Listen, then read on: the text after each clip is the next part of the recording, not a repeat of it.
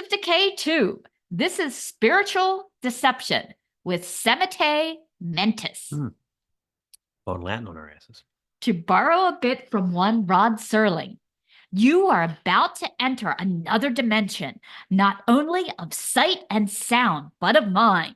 You are moving into a land of both shadow and substance. You are about to begin your journey into Italian technical death metal. It's just not the same without a cigarette hanging out of your mouth. The man did everything smoking. I think he smoked in the shower. Sorry. Anyway.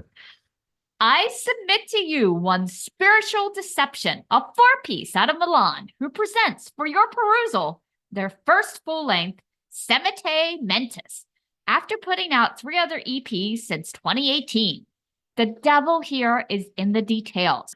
For instance, the aptly named title of the album translates from Latin to mean Paths of the Mind. These 10 songs hover mostly in the 3 to 4 minute range, the exceptions being the opening track and the instrumental chaser that is just over a 2-minute runtime, and the closing track that spills just over 9 minutes. Like the title indicates, these intense and combined stylings are sure to light up various synapses in many different areas of your brain's pathways.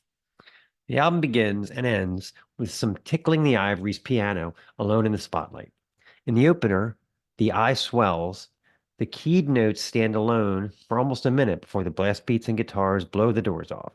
We are introduced here to a chorus of possible captives of the Mormon Tabernacle Choir, or maybe it's Ghoul's Moron Cavern Shackled Choir. Who knows? At any rate, they float over the many tracks with an ethereal chant to rather ghostly moans. The vocals of Mirko Frontini are low and acidic, and a great scream to boot, like a demon spellcasting from his weathered tome. The track Atavic Future is quite the oxymoron, meaning reverting to primitive future. It is a great example of the crunching to melodic guitar stylings of Mirko Frontini and Riccardo Macarana. The blast beats of Manuel del Guidas gallop wildly, cymbals crashing unfettered like a horse that bucked his jockey. When the drums roll out, it seems that all will derail, but hugging the turns, the track manages to hold on. The repeated piano descending notes call to mind the Twilight Zone theme, unnerving and layer over the heavy. Beyond Perception and Matter has some standout bass lines of Billy Repellam, reverberant and intricate. At times, the synth lines sound a bit like a cat walking on a piano, adding intrigue to the heavy batter. You never know when that lone piano will take off for a few seconds, interrupting the deluge wall of sound. In the instrumental, the night opens, the acoustic takeover runs the length of the track with soft guitar and violin crooning that is both beautiful and somehow tormented all at once. Diatric C has a different feel, with spoken whispers over minor chords before a melodic riff takes over as the blast beats spill out like Jiffy Pop at full ignition. This track also features a guest guitar of Luc LeMay of Gorguts with a gorgeous guitar solo.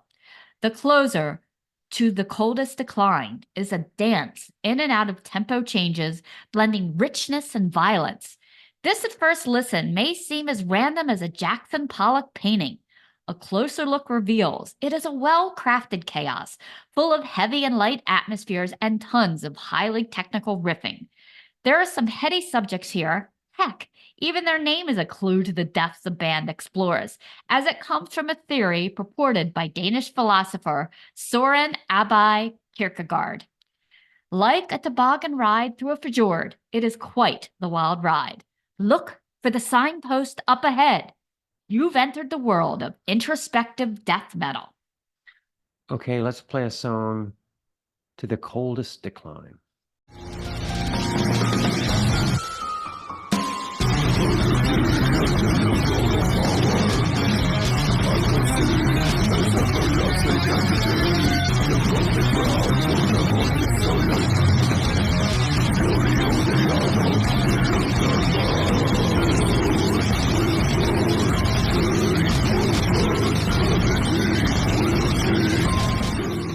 This is the Snaggletooth Extreme Metal Podcast.